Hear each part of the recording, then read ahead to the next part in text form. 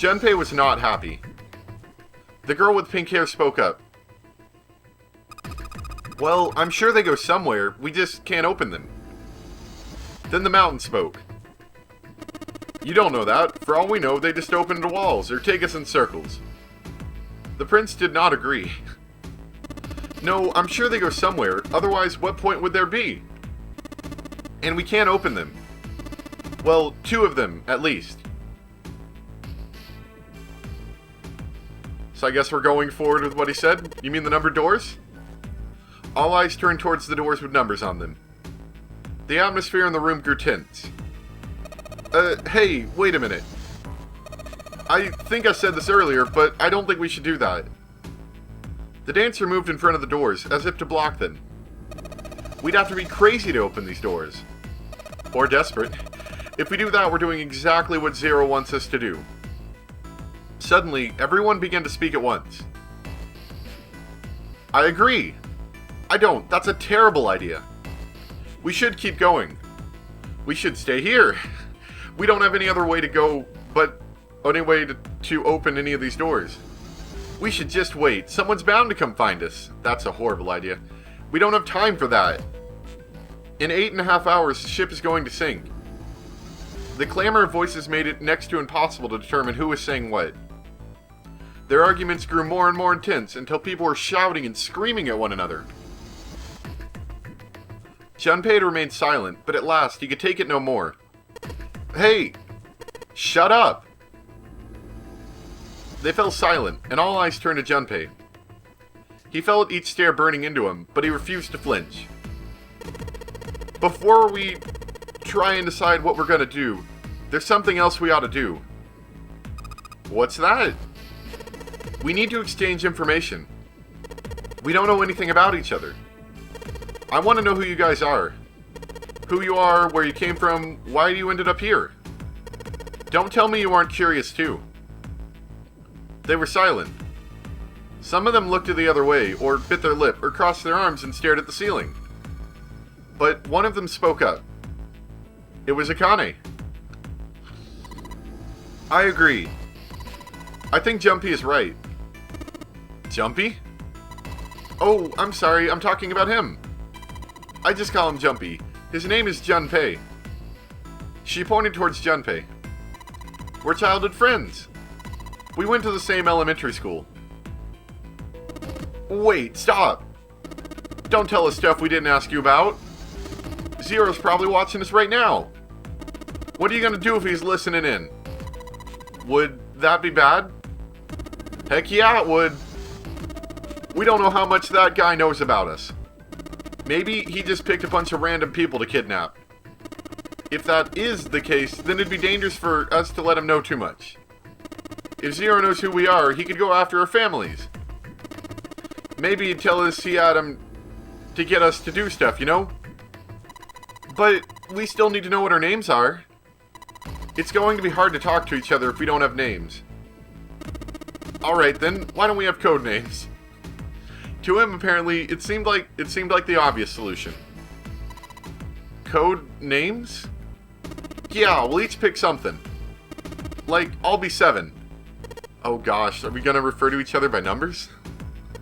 Why are you 7? It seemed a fair question. The mountain stuck out his left arm. It's probably on his wrist thingy. Yep. Because his bracelet number says 7. Oh, I get it. Yeah, that's a good idea. He smirked. Alright, I'm gonna be Santa. Any of you chumps know Japanese? No? Well, San means 3, so I'll be Santa. You like Santa Claus, don't you think? Oh, you know like Santa Claus. Fits, don't you think? Not really. Then your bracelet number? Yeah, it's got a 3 in it. Good job, Grandpa. Just like the mountain had done, Silver thrust out his left hand. Sure enough, the face of his bracelet read 3. Very well then. I'll go next, shall I? My bracelet number is 1. Given that, I think A sounds appropriate. I'll be Lotus then, as I'm sure you all know it has 8 petals. You guys have a really abstract way of coming up with names. Which means, of course, that my bracelet number is Surprise, 7. No, 8. I would appreciate if you would call me Snake. Why? My bracelet number is 2. Since Ace has chosen cards, I choose dice. Snake Eyes, clearly.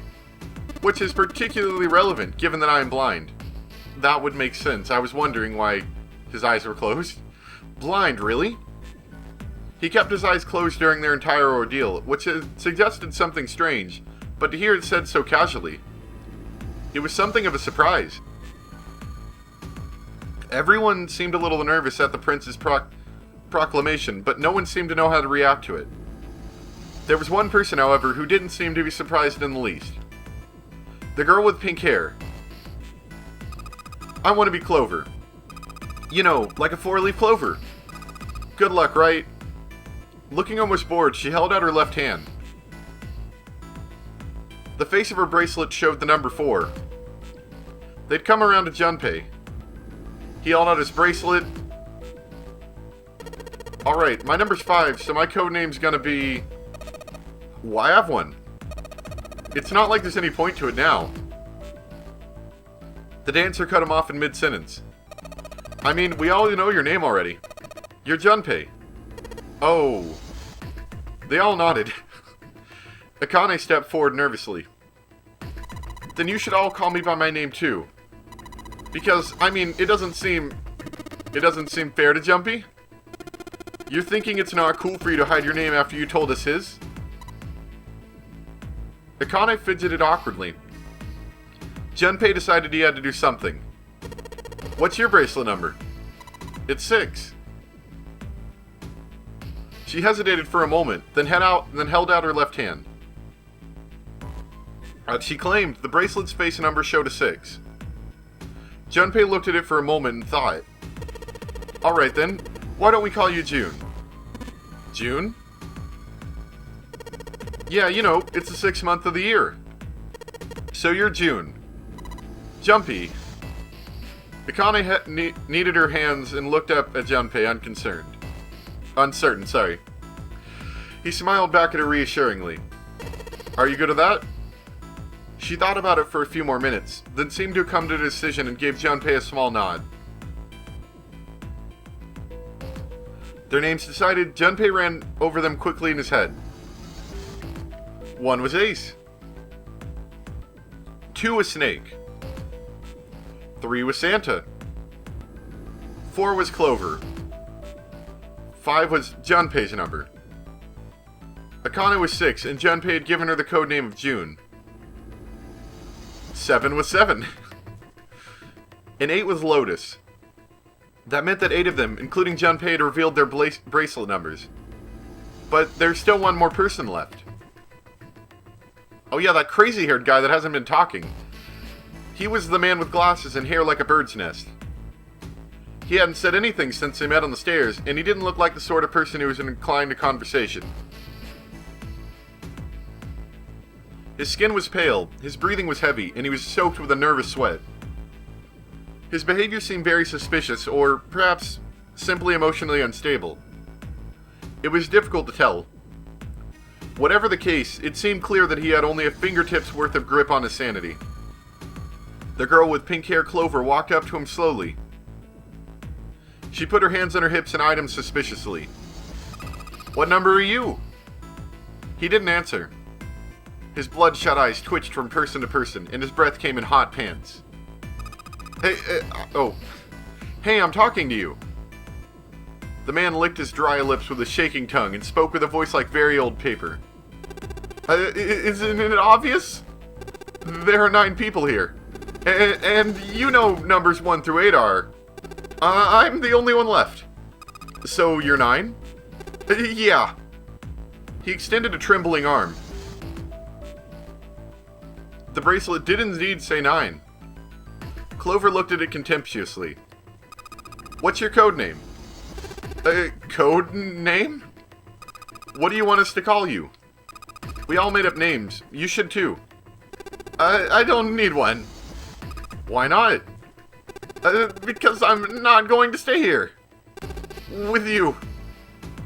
He took a shuddering breath and exhaled. Clover looked at him with something very like disgust. You've got some sort of plan? I do. Yeah, what's that? You sure you want to know? Yeah? Alright. Let me show you. I'm going to do this. Ah! What? By the time they realized what he was doing, it was too late to stop him. The man's body moved like a snake's. In the blink of an eye, he had slid around behind her and wrapped his arm around her waist. Hey, what the heck do you think you're doing? Silver, Santa leapt forward towards Clover and the ninth man. He was halfway there when... Stay back! Suddenly, the man's hand drove into his pocket. Why does he get a knife? That's not cool. He came back out with a knife. A pocket knife. He held it to Clover's pale, quivering neck. If you get any closer, I'll cut her open. Santa skidded to a halt. He snarled at the scrawny man with a knife and gritted his teeth. Yes, that's right. The man's smile was neither friendly nor reassuring. Sweat poured down his neck, soaking the collar of his shirt. Clover, are you alright? The Prince Snake voice sounded oddly concerned. Yeah, I'm fine. Her voice shook, making her words even less convincing. What the heck are you trying to do? I told you. This is my plan. What are you gonna do to her, you sick son of a... Don't worry. I'm not going to do anything to her. If she just does what I tell her to do, I'll let her go. He started to move backwards slowly, keeping his grip on Clover. Keeping their distance, Junpei and the others followed. Eventually, the man reached the wall. He gave a start as his back touched it, then glanced around quickly and spoke. Verify. Huh? The left. Look on your left. Do you see the device on the wall? Place your hand on the scanner panel, the round part. What if I don't? The man's nostrils flared, and he looked like he was about to choke. Are you an idiot? What do you think? I could slit your throat right now. I'll kill you if I have to. All I need is your bracelet. Just do it. Do it now.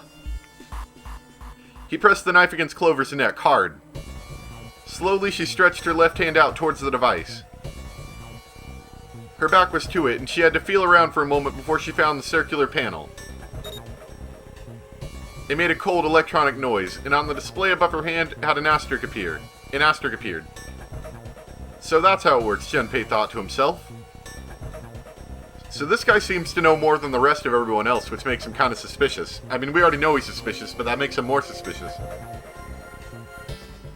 By placing one's palm on what the ninth man had called the scanner panel, the user's bracelet number would be entered into the device. Should you total the numbers on your numbered bracelets, and find that the digital root of that number is equal to the number of that door, the door will open. Junpei shifted his eyes to the door itself. The number on it was 5. The ninth man seemed to know little more about the device's operation than he should. A little more. How would he know exactly what to do? Good, you're done. Next. His bloodshot eyes crept from person to person until finally, they stopped on the lion. Ace. You, right? You're the one with the number 1 on bracelet, right? Yes, I am. So? Then you're next. Just verify your number, like this little brat did. What are you doing? Or what are you doing? Do it! Don't you care what happens to her? Okay, just calm down. Ace held up his hands, palms out. The ninth man jerked his chin towards the device. Slowly, cautiously, Ace moved towards the device. After what seemed like an agonizing eternity, he reached it. Now, verify. Ace nodded and placed his hand on the scanner panel. The device beeped again, and a second asterisk appeared. Now the device had Clover and Ace's numbers. 4 and 1. 4 plus 1 equals 5. The same as the number written on the door. But it wouldn't open just yet. Only 3 to 5 people can pass through one numbered door. The door needed at least one more person. Who would that be? Get back! His voice shook, but the knife it held to Clover's throat made his words a command. Ace took 2, then 3 steps back. No, farther! More than that. Go all the way back. Slowly, Ace did what he was told.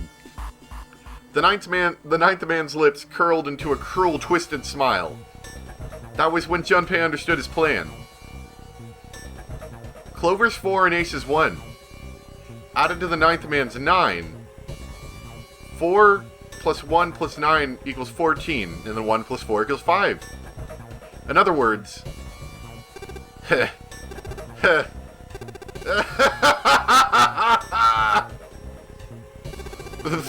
Thank God you are all so cooperative. Now I can get out of this nightmare. He pressed his own hand against the scanner panel. A third asterisk appeared on the screen. He dropped his hand to the lever on the side of the device and pulled. And the door opened. The door opened with a heavy metallic groan. He let go of Clover. Wait! Junpei leapt towards the ninth man, but he wasn't fast enough. The man shoved Clover. Ah! And hopped through the door.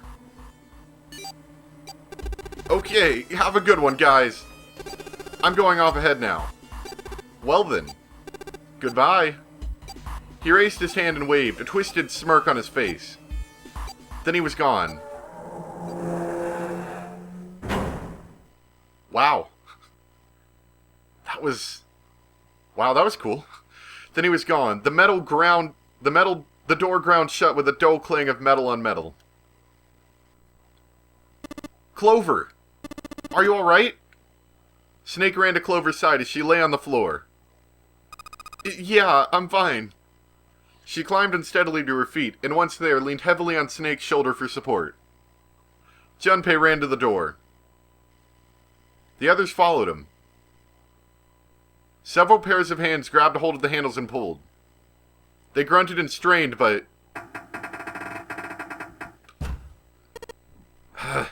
It won't budge. That was when Lotus, the dancer, spoke. Her voice was quiet. Do you hear something? Like what? Like some sort of beeping. Junpei pressed his ear against the cold metal of the door. The others did the same. You're right. I can hear it too. What is it? Then they heard something else. It was the ninth man. Why isn't it stopping? Dang it! You lied! Lied? This wasn't supposed to happen. This is wrong. This is wrong. His voice shook with fear. Safe on the outside, they stepped back from the door and looked at one another. What's happening in there? Open the door. Please. I'm begging you. Help me. You don't get help when you try to stab somebody in the neck or slit their throat. Please, get me out of here. Get me out of here. Junpei grabbed hold of the device. He slammed his hand on the scanner panel. Nothing happened. Why didn't it register him? He looked at the display where the asterisks had shown up. It said engaged. Oh my god, there's no time left! Listen, I was lied to. He lied to me, he put me in here. It was him. He killed me. It was him. Yeah! Oh. Did he explode?